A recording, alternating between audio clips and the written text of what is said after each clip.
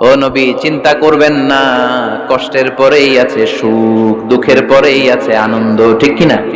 কষ্টের পরেই সুখ, সুখ এটা দুঃখের পরেই থাকে। আল্লাহ সেটআপটা এভাবেই করেছেন। দুঃখ, কষ্ট, বিপদ আর পরীক্ষায় মুমিন ভয় পায় না, কারণ মুমিনের হারাবার কিছু নাই। ঠিক কিনা? আমাদের জীবনে যদি বিপদ নেমে আসে, আমরা কি চিন্তিত হই? কথা বলেন। আমরা তখন সবর করি। কি করি? আর সবরে সওয়াব আছে না নাই?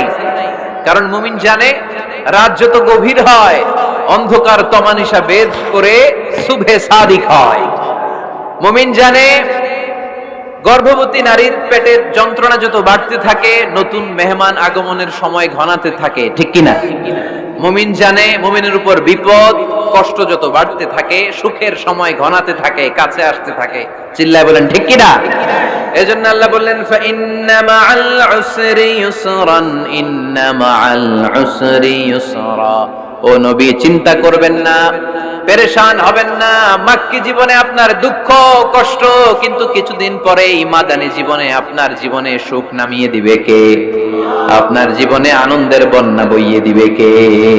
মোটিভেশনাল সূরা, পেইন রিলিভিং সূরা। আপনি বিপদে পড়লেই এই আয়াত নিয়ে চিন্তা করবেন যে বিপদের পরেই আনন্দ আছে, কষ্টের পরেই দুঃখ আছে। সমস্যা যেমনি আছে, সমস্যার সমাধানও। কথা বলেন, সমস্যা যদি থাকে ওইটার সমাধান আছে না নাই? আল্লাহ never creates a lock without its কি।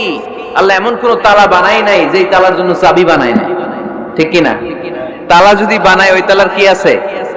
সমস্যা যদি থাকে, ওইটার কি আছে? এজন্য কষ্টের পরে আনন্দ, দুঃখের পরে সুখ চিন্তা করার সুযোগ নাই। সবশেষ আল্লাহ গাইডলাইন দিলেন। প্রথম গাইডলাইন, ফাইদা ফারাগতা ফানসাব ওয়া ইলা রাব্বিকা ফারগাব। ফাইদা ফারাগতা ফানসাব। হে নবী, যখন আপনি দাওয়াতি কাজ করে করে, রাষ্ট্রীয় কাজ করে করে একটু ফুরসাত পাবেন, অবসর পাবেন, ফানসাব ফিল ইবাদা, আপনি একটু ইবাদতে মশগুল হয়ে যান, আপনি একটু দোয়ায় মশগুল হয়ে যান।